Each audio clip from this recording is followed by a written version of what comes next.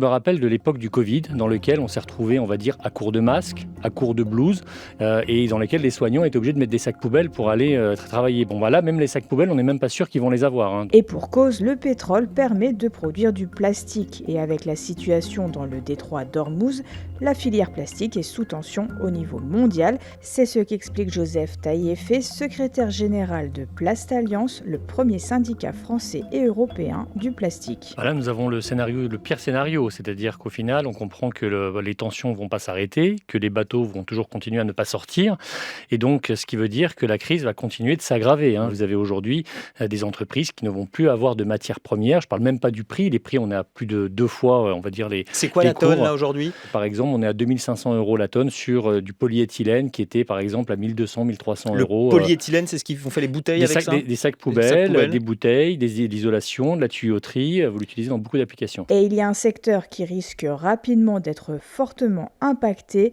l'hôpital. Les blouses, les masques, les cathéters ou encore les seringues sont à base de plastique et le risque de pénurie est bien présent. Ce sont des produits en fait qui ne peuvent absolument pas avoir d'alternative et on ne peut pas utiliser de recyclé, on va dire, avec les technologies actuelles. Donc on est obligé d'avoir du pétrole vierge pour pouvoir le fabriquer.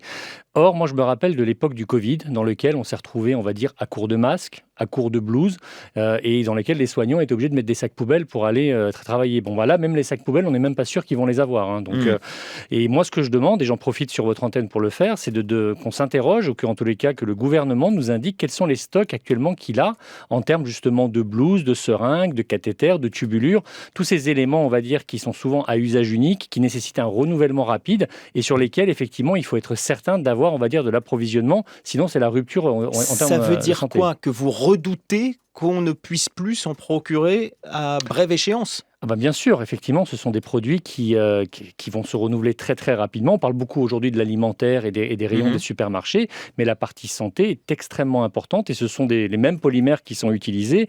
Et ce qui peut arriver pour l'alimentaire peut également arriver sur la partie santé. Or, sur l'hôpital, c'est l'État qui a la main pour justement faire des stocks, pour prendre les commandes et pour aussi accepter les prix qui vont être répercutés aussi.